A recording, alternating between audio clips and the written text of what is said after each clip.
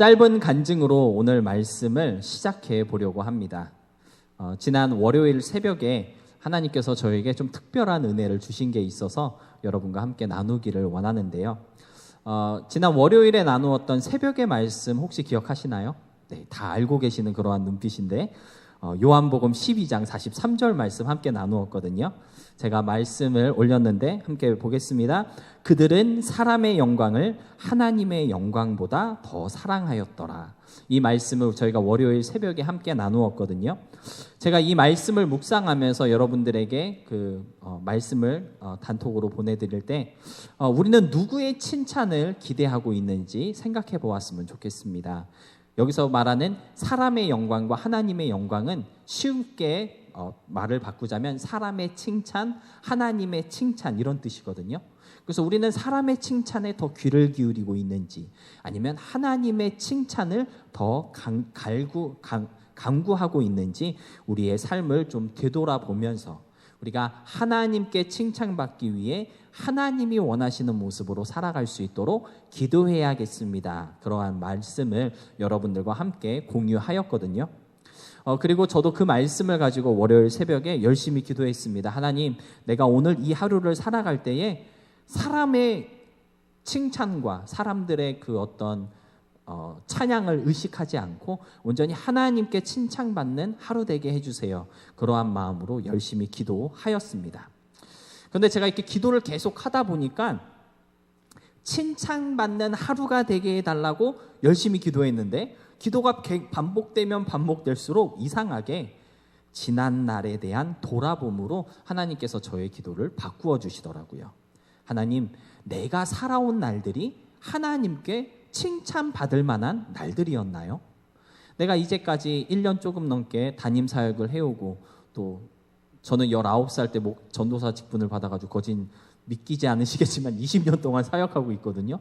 20년의 사역이 내가 정말 하나님께 칭찬받을 만한 그러한 사역이었습니까? 하나님께서 저의 그 기도를 그런 식으로 바꾸어 주시더라고요. 미래에 칭찬받는 삶을 살아가게 해달라고 그렇게 기도를 시작했는데 이상하게 나의 지나온 삶이 하나님 보시기에 어떠했나요? 그러한 기도로 하나님께서 저의 기도의 방향을 바꿔주셨습니다. 갑자기 왜 이런 기도가 나오는 건지 조금 의아해하면서 하나님 칭찬해 주세요. 저 잘하고 있는 거 맞죠? 이거 하나님이 기뻐하시는 일이죠? 하나님 저 위로해 주시고 칭찬해 주세요. 그렇게 기도가 계속되었습니다. 그렇게 기도를 계속하고 있을 때 하나님께서 제 마음에 그러한 감동을 주셨어요. 너가 지금 위로가 필요하구나. 내가 지금 감사가 메말라 있는 것 같아. 내가 너를 위로한다. 널 위로해 줄게. 그러한 잔잔한 감동을 저에게 더하여 주셨습니다. 근데 이러한 응답을 받았는데 제 마음이 기쁘지 않은 거예요. 왜냐하면 사실 2월 달 내내 감사의 능력을 체험합시다라는 주제를 가지고 제가 감사와 관련된 말씀을 계속 전했잖아요. 그래서 우리가 감사해야 됩니다. 하나님이 감사할 때 능력 주세요. 그렇게 말씀을 나누고 또 그렇게 살아왔거든요. 그리고 감사하는 하루하루를 보낼 때 정말 하나님이 주시는 그러한 능력이 정말 체험이 돼서 저의 삶이 변하는 것을 제가 느낄 수가 있었습니다. 특별히 감사 노트 쓸 때 내가 생각하지 못했고 또는 나는 그렇게 될 수 없을 것 같아 라고 생각했던 모습으로 저의 삶의 그 태도가 조금씩 바뀌는 것을 보면서 정말 감사의 능력이 있구나 이렇게 고백했거든요. 그런데 하나님이 기도하는 중에 저에게 주신 응답이 뭐였습니까? 너가 지금 위로가 필요하구나. 너가 감사가 메말라 있어. 그러한 응답을 저에게 주셨습니다. 좀 이해가 되지 않았고요. 막 편하지 않은 그러한 응답을 주신 것 같았습니다. 저는 감사하게 살고 있다고 생각했는데 저는 감사를 고백하고 감사의 능력으로 살아가고 있다고 그렇게 느꼈었는데 근데 하나님께서는 제가 위로받지 못했고 그리고 감사가 메말라 있다 그렇게 말씀하셨습니다. 그러한 응답을 들으면서 제가 그렇게 물어봤습니다. 저 스스로에게 내가 정말 감사한 삶을 살아가고 있는가? 감사한 척을 하고 있지는 않은가? 여러분은 어떠세요? 감사한 삶을 살아가고 있으십니까? 아니면 감사한 척을 하며 살아가고 있으십니까? 감사하지 못하는 그러한 상황 속에 괜찮아, 이 정도면 충분해, 스스로를 위로하면서 감사하려고 발버둥 치고 있지는 않으신가요? 아마도 저는 그러한 모습으로 2월 한 달을 살아온 것 같습니다. 물론 어떻게 보면 되게 억지스러운 감사잖아요. 이러한 억지 감사가 필요 없다. 그거는 정말 잘못된 거야. 그런 말씀을 드리려고 하는 것이 아니에요. 하나님께서는 우리가 막 감사하려고 애쓰고 힘쓰는, 좀 표현이 그렇지만 그러한 억지 감사를 통해서도 능력을 체험하게 하시고 그리고 역사하십니다. 사실 이 믿음이라고 하는 것은요, 알게 하시고 알게 하신 대로 행하게 하시는 이 두 가지가 역사하는 것, 이것이 믿음이거든요. 우리가 막 100% 거기에 막 마음이 부딪혀가지고 자진해서 그렇습니다, 물론 그렇게 하는 것도 있지만, 알게 하신 대로 나랑 잘 맞지 않아도 내가 의지적으로 행동하게 하는 것, 그것이 바로 믿음인데, 감사하려고 애쓰는 그 모습을 통해 하나님께서는 분명히 감사의 유익함을 누리게 하신다라는 것이죠. 그럼에도 불구하고 하나님께서 내가 너를 위로할게, 감사를 회복하렴, 이러한 응답을 주신 이유가 무엇일까? 제가 이렇게 묵상을 하는 중에 지난주에 함께 나누었던 말씀이 생각이 났습니다. 하나님이 나로 하여금 좀 더 발전된 감사, 그리고 좀 더 성숙한 그러한 감사의 차이를 만들게 하시려고 이러한 응답을 주셨구나, 그러한 생각을 하게 되었습니다. 사랑하는 여러분, 하나님께서 우리에게 원하시는 그러한 감사의 차이를 만들기 위해서 우리에게 필요한 것은요, 스스로의 다짐이나 위로가 아니에요. 바로 하나님의 위로이며 칭찬이 필요한 것입니다.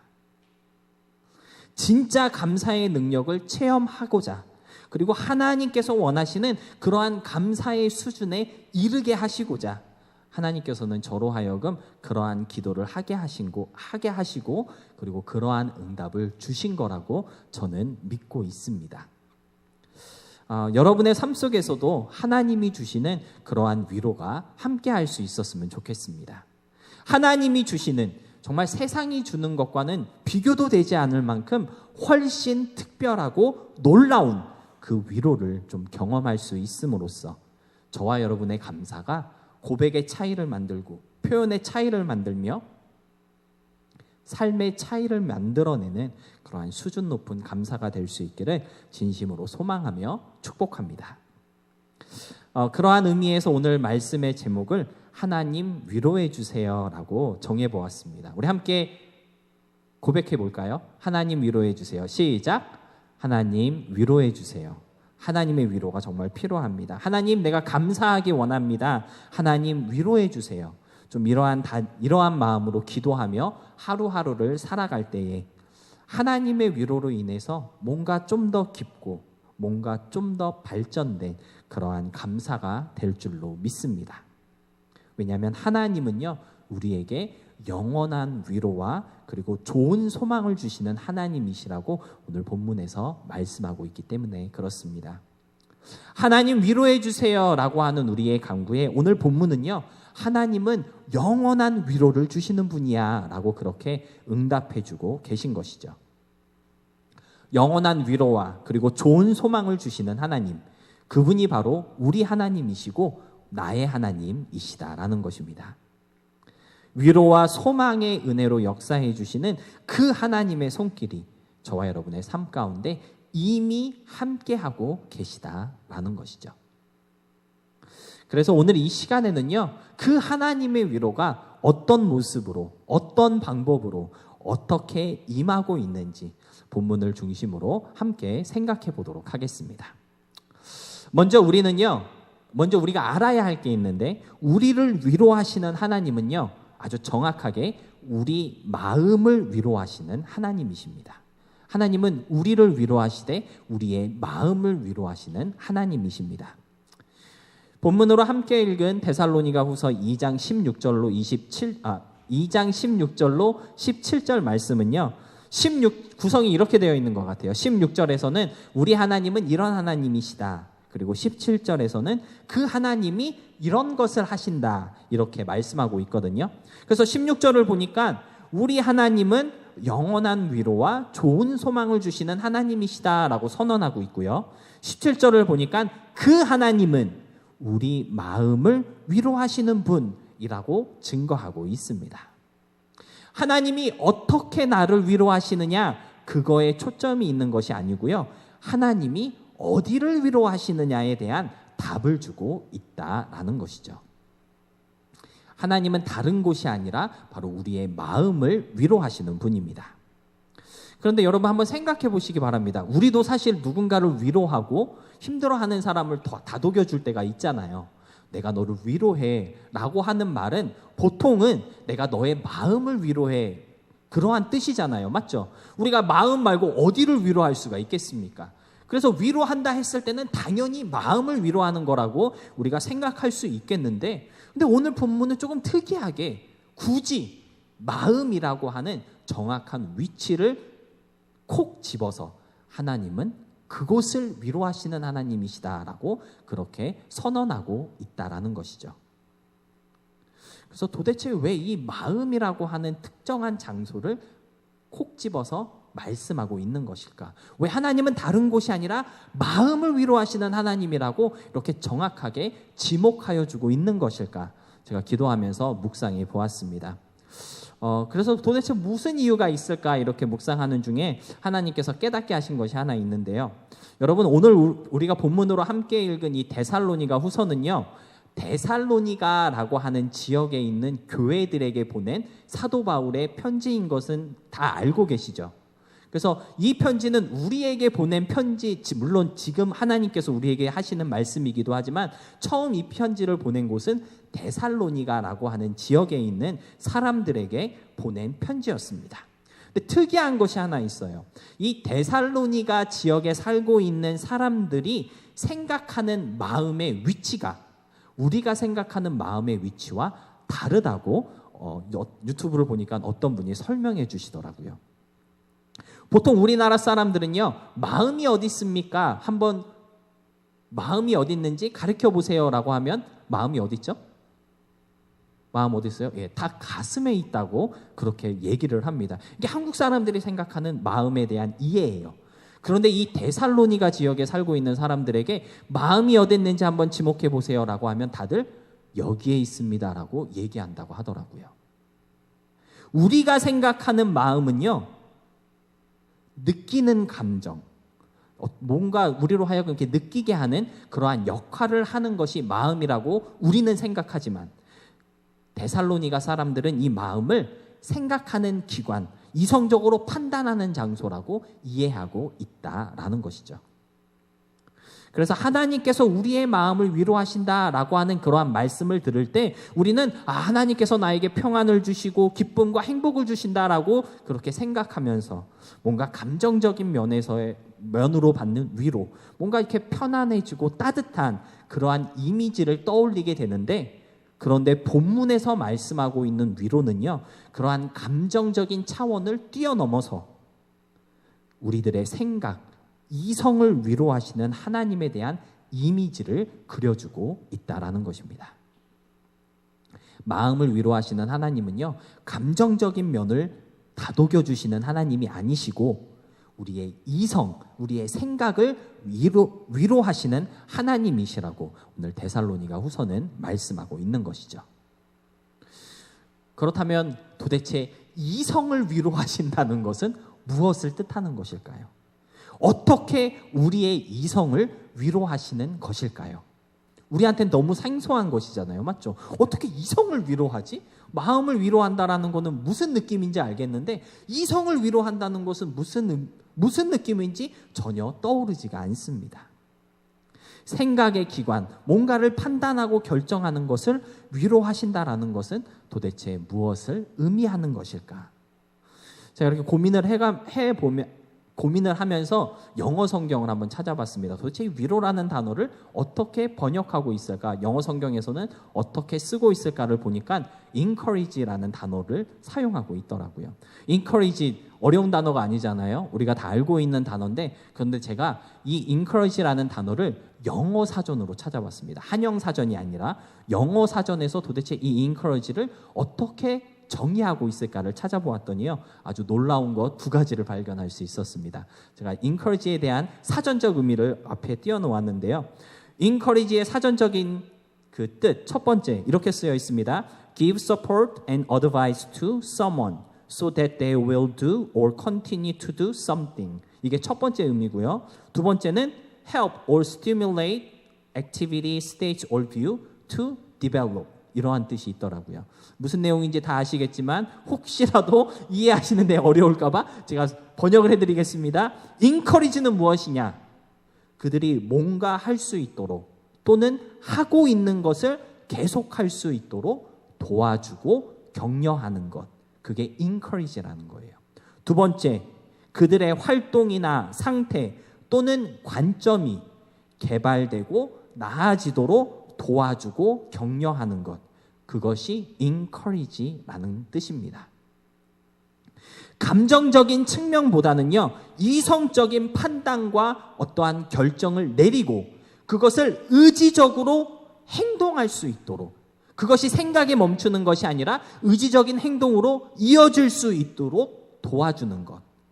그것이 바로 encourage이고 위로다라는 것이죠.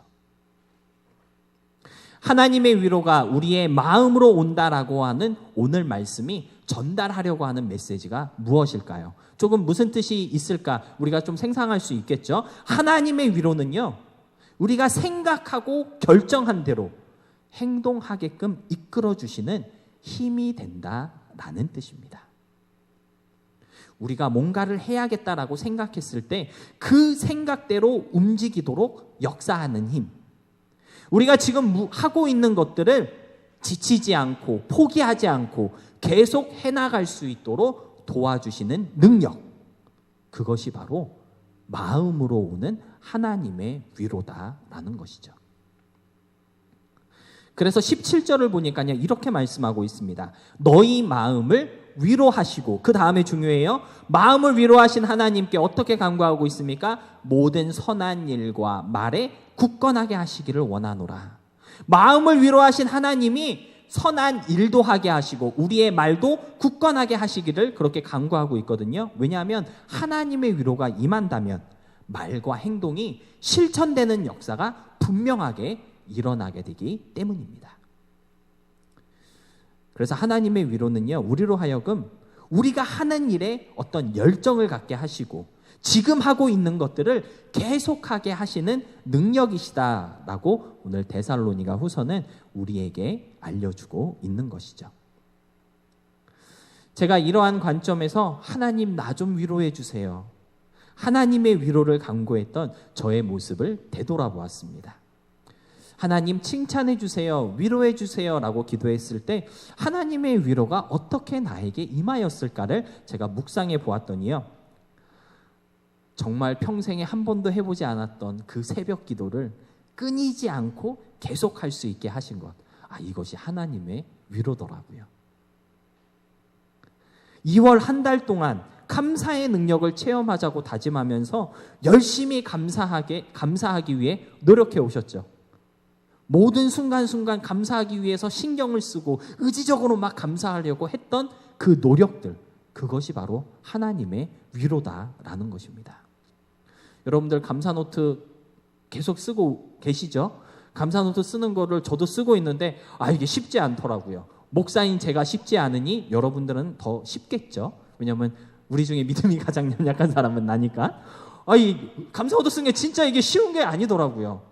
그 생각해봤습니다. 이게 사람의 의지 같으면 하루 이틀은 쓰겠다. 그래 정말 의지가 좋은 사람이면 한 일주일, 2주 정도는 쓰겠다. 그런 생각이 들었어요. 그런데 한 달 동안 이거를 빠지지 않고 쓴다고 하는 것은요, 하나님이 하게 하시는 것이 아니면 절대 할 수 있는 것이 아니구나라는 깨달음을 주시더라고요. 쉽지 않은 감사노트를 계속 쓰게 하시는 것, 그것이 무엇이다? 하나님의 위로다라는 것입니다. 뭔가 새롭고 특별한 체험이나 또는 기적이 하나님의 위로일 수도 있어요. 그러나 본문에서 말씀하고 있는 1차적인 하나님의 위로는요, 우리의 삶을 그저 계속해서 살아가도록 우리를 도우시고 힘주시고 이끌어주시는 손길, 그것이 바로 하나님의 위로다라는 것입니다. 여러분, 신앙의 열정이라는 말 많이 들어보시고 또 우리가 많이 합니다. 영어로 패션이라는 그러한 말 우리가 많이 쓰는데요. 그런데 여러분, 열정이 무엇일까요? 내가 하나님을 뜨겁게 사랑하는 마음, 그것이 열정일까요? 지난주일 주보를 좀 이렇게 유심히 보신 분들은 아마 아시겠지만 제가 주보에 있는 나눈 쉼터를 통해서 이 열정이 무엇인가에 대해서 간단하게 지난주일에 설명을 드렸는데, 열정은 무엇이냐면요, 뭔가를 하는 게 열정입니다. 뭔가를 하는 게 열정이에요. 신앙에 열정이 있다는 말은요, 신앙생활 하면서 뭔가를 할 수 있어야 한다는 뜻입니다. 사역에 열정을 갖고 사역한다는 말은요, 사역의 범위가 점점 더 넓혀진다는 뜻이다라는 것이죠. 뭐 간절하게 기도하면서 찬양할 때마다 막 감동받아가지고 눈물을 흘리는 것, 물론 그게 열정일 수도 있습니다. 그런데 성경적인 의미에서의 열정은요, 뭔가를 배우고 깨달은 것이 있다면 의지를 갖고 행동하며 실천하는 것, 그것이 바로 신앙의 열정이라고 우리는 분명하게 말할 수 있어야 하겠습니다. 여러분들 왜 밤마다 성경 읽기하고 감사노트 적어서 서로 공유합니까? 믿는 자로서 뭔가를 하긴 해야 하는데 내가 할 수 있는 게 그거밖에 없으니 성경이라도 읽어야겠다, 기도라도 해야겠다, 감사노트 써야겠다, 열정이 있으니까 뭔가를 해야겠다, 그러한 마음으로 우리가 성경 읽기 참여하고 있는 거거든요. 왜 우리가 예배합니까? 하나님, 내가 정말 주님을 사랑하는데 내가 주님을 위해 뭘 해야 될지 모르겠습니다. 예배라도 드리겠습니다. 뭔가를 하고 싶은데 뭘 해야 될지 모르는 거예요. 그러니까 우리가 열심히 예배에 참여하는 겁니다. 그게 열정인 거예요. 하나님, 내가 예배 참여했더니 내가 예배위원으로도 참여하고 싶습니다. 기도도 하게 하시고 봉헌위원도 하게 하시고 앞에 나와 성경도 읽게 하시고 뭔가를 계속 하게 만드는 것, 그것이 바로 신앙의 열정이다라는 것이죠. 여러분이 아시는 것처럼 우리 박서연 학생이 자진해서 목사님, 사모님, 제가 주일학교를 한번 맡아보겠습니다, 그렇게 해가지고 지금 주일학교를 맡고 있거든요. 아이들을 사랑하는 열정이 있으니까 뭔가를 하고 싶은 거예요. 그러니까 주일학교를 맡겠다고 지금 열심히 노력하고 있는 거 아니겠습니까? 어젯밤에도 같이 도대체 주일학교를 우리가 어떻게 잘 할 수 있을까 거진 1시간 정도 막 토론하면서 이것도 해보고 이런 것도 좋아 이야기를 나누었거든요. 이게 열정이 없으면 할 수 없는 거잖아요. 열정은 그처럼 뭔가를 하게 하는 힘이다라는 것이죠. 우리 진원 간사님께서 매일 밤마다 아이들 성경 읽기 모임 갖기 전에 오늘 읽을 범위에 대한 질문들을 미리 만들어서 이렇게 아이들에게 보내주고 계시거든요. 이게요, 여러분들 별거 아닌 것 같지만 되게 귀찮은 거예요. 귀찮다는 것은 힘든 일입니다. 아무나 할 수 있는 일이 아니에요.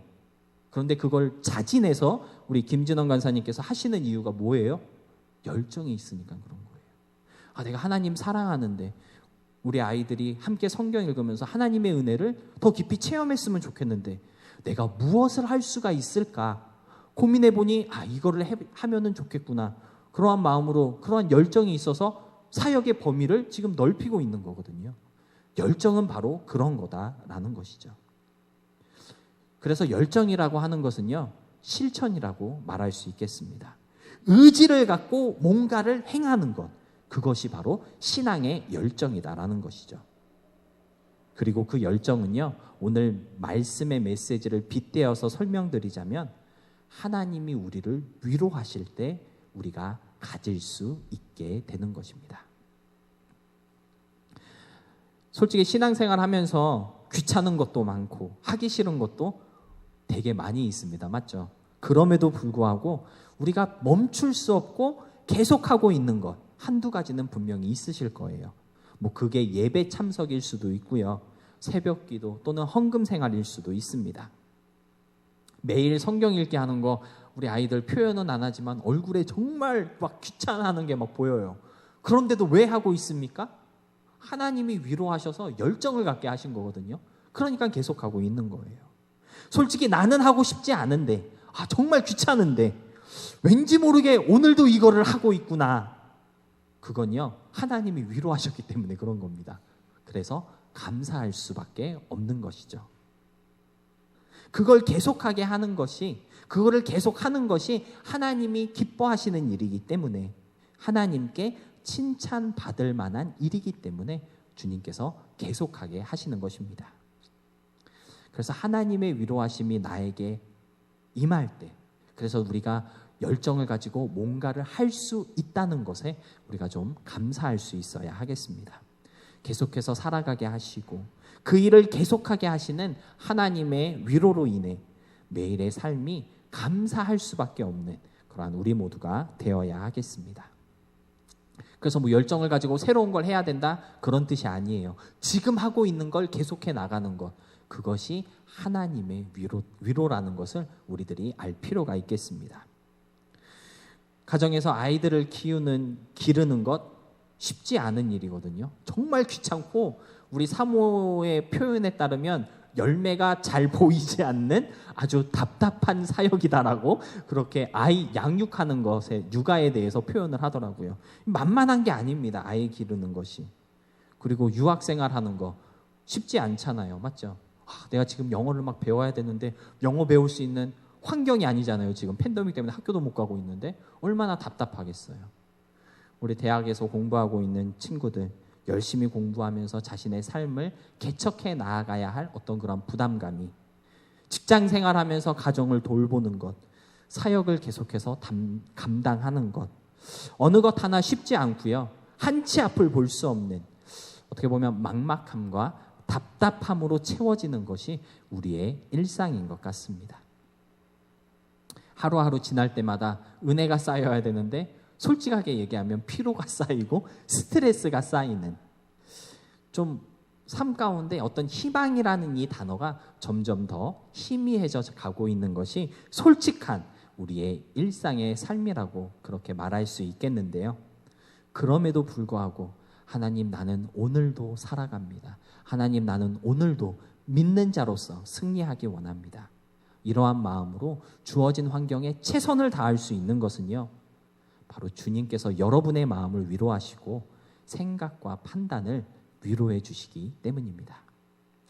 나는 하기 싫은데 하나님, 나 진짜 할 수 없어요. 하나님, 나 지쳤습니다. 나 그냥 여기 머물러 있을래요. 그렇게 고백하고 싶은 순간이 얼마나 많이 있습니까?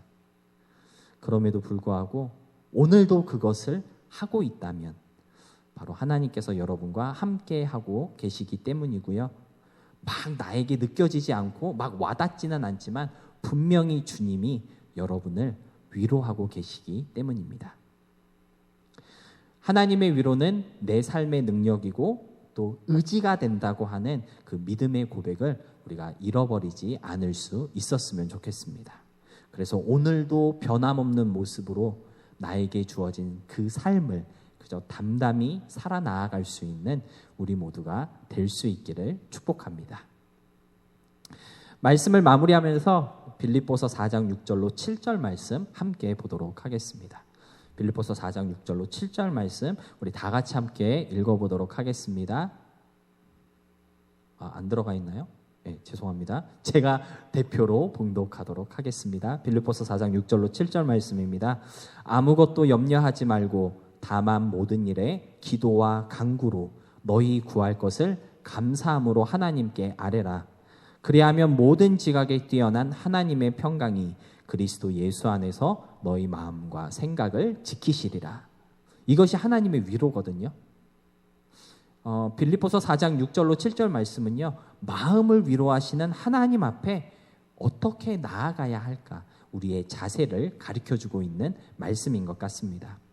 마음이 힘들고 괴로울 때 아무것도 염려하지 마시고 무엇을 해야 할까요? 기도하시기 바랍니다. 그러면 하나님의 평강이 우리의 마음과 생각을 지키셔서 지금 여러분이 있는 그 자리를 포기하지 않도록 인도해 주실 것입니다. 힘들어하고 있는 그것을 이길 힘을 주실 것이고요. 힘든 그 순간을 뛰어넘을 수 있는 능력을 주셔서 힘들고 어렵다고 포기하지 않고 계속해서 여러분의 삶을 살아가도록 이끌어 주실 것입니다. 감사함으로 하나님께 아뢰라 이렇게 말씀하고 있는데 그냥 기도하라 그러는 말, 그렇게 우리가 이해할 수도 있지만 이 원어적인 의미를 조금 더 살펴보면요, 감사함으로 주님 앞에 내놓으라라는 뜻으로 해석할 수 있다고 얘기하더라고요. 내놓으라는 거예요. 뭘 내놓아야 할까요?